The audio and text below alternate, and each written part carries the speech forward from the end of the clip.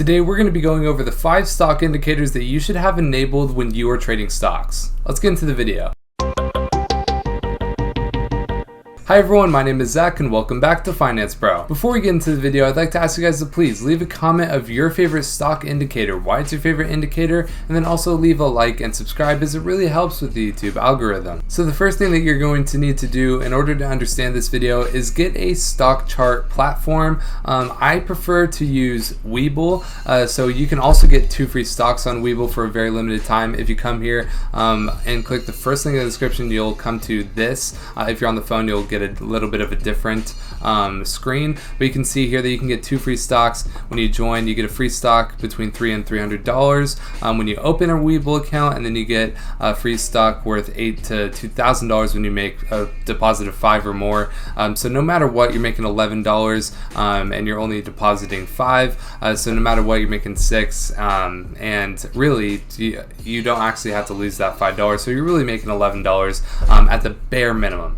But yeah, so this is the thing that I use. You'll be able to see this is what your stock chart will look at the end of the day, and you should be able to understand each of the different things on the stock chart by the end of this video. So the first stock indicator that you're going to want to know is going to be volume. So we can see here that volume is the amount of an asset or security that changes hand over some period of time, often over the course of a day. For instance, stock trading volume would refer to the number of shares of a security traded between its daily open and close. Trading volume and changes to volume over the course of time are important inputs for technical traders. So volume is the number of shares of a security traded during a number of time. Basically, these are the key takeaways. Basically, if there's more volume for one day, that means that maybe some news came out or people were just more excited about the stock that day. So the higher the volume during a price move, the more significant the move, and the lower volume during a price move, the less significant of the move. So basically what this means is say that a price is moving up. If there is maybe 1,000 shares traded when it's going up, then that is going to make the stock's price go up more than if there was just 100 shares traded when it was going up. So basically, if there's more volume, there's going to be more volatility in the stock. We can come see here, this is going to be this right here, this little green and red little rectangles that you see here is going to be how much volume. For Space or Virgin Galactic, this is a stock we're looking at. They announced some really cool news around here, so you can see that there was a lot more volume on these days, and thus it made the stock way more volatile, going up, going down, going up, going down. So when there's more volatility, the more price action happens in the stock. And don't worry guys, I'm going to show you guys how to set up those indicators on WeBull at the end of the video. Just stick with me. The second stock indicator that we can have enabled on our WeBull or whatever your stock brokerage charts are is going to be the MACD. So this is going to be the moving average convergence divergence. And I know that's a very long name. You're like, what the heck does all this mean? Well, let's go over it. The MACD is a trend following momentum indicator, so it shows the momentum of a stock, and basically the relationship of 2 moving averages of a security's price. The MACD is calculated by subtracting the 26-period exponential moving average EMA from the 12-period EMA. Basically, all you have to know about this is that it shows the trends, and I'll show you how to kind of read the MACD once we get into the brokerage. But the key takeaways are going to be that the MACD triggers technical signals when it crosses above to buy or below to sell. Basically, it's telling you when to buy and sell, but obviously this isn't a perfect art. Sometimes they do get it wrong.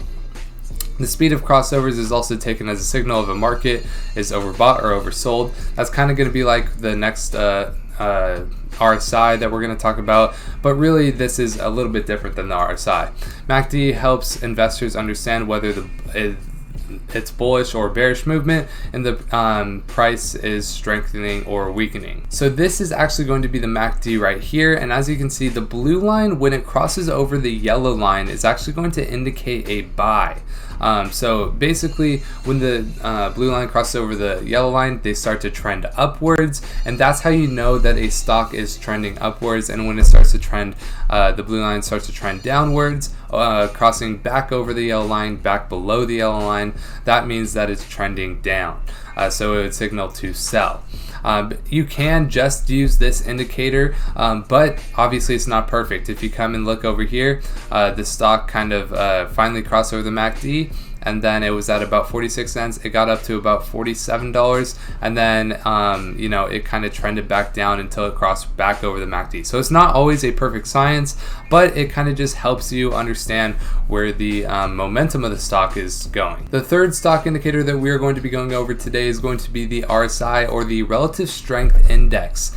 So basically what the RSI is, it's a momentum indicator, kind of just like the MACD, used in technical analysis to measure the magnitude of a recent price change to evaluate whether it's overbought or oversold. Some key takeaways is that the RSI is a popular momentum oscillator developed in 1978. Just some cool fact for you there. The RSI provides the technical traders with signals about bullish or bearish price movement, and it is often plotted beneath the graph of an asset's price. An asset is usually considered overbought if it's above 70% and oversold when it's below 30%. So let's go over what this means. This is actually going to be the RSI right here, and as you can see, if you zoom out, this is they have the 70 right here and the 30 right here. So if the stock is all the way up here, as you can see, when the stock is trending upwards, the RSI is usually trending upwards as well. As soon as it hits these 80 or basically above 70, you can expect for the stock to have a bit of a correction. So that means that the stock is overbought and people are a bit too excited about the stock at the moment. As soon as the stock goes down and it trends down for a while, as soon as the stock goes to below 30, you can expect it to kind of bounce back up and rebound. Obviously, this is not a perfect science, but it's just an indicator that you can add to your arsenal. So obviously, it got all the way down to about 26, and then right then and there, it went back up from about $43.50 all the way up to about $47 in the matter of a couple minutes. If this RSI is kind of sitting at this 45 level, then you can expect it, it's not overbought, it's not oversold. You can either take a long or short position on it. It really is up to you. Next up, we are going to have the moving average and the EMA. So these are basically the same thing. A lot of YouTubers, such as maybe Ricky Gutierrez, uses the EMA, but you can use the moving average as well. Basically, the EMA is going to be the exponential moving average, and the MA is just going to be the moving average.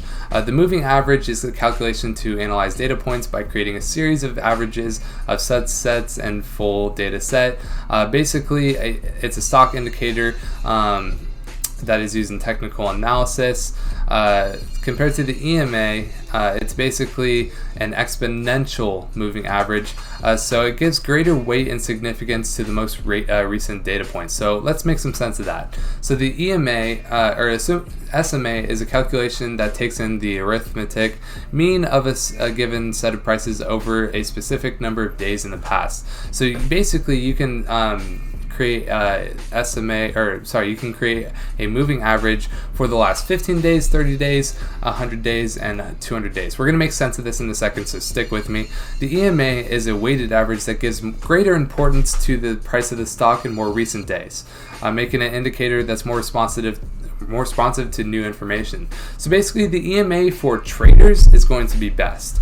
The SMA, or moving average, is going to be best for people who are looking for good buys in the market. Basically, if the stock is below the moving average, you can expect it to kind of return to the mean, and you're probably getting a good buy if it's below the moving average, especially if you're on like a 50-day moving average.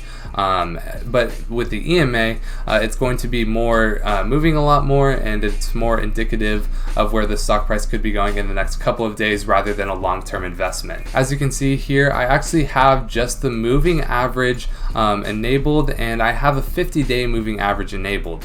So this is kind of a more interim, like month or week to month trading type of system. So if the stock is below the moving average, I kind of like that, and I use all of of these indicators together to make a purchase.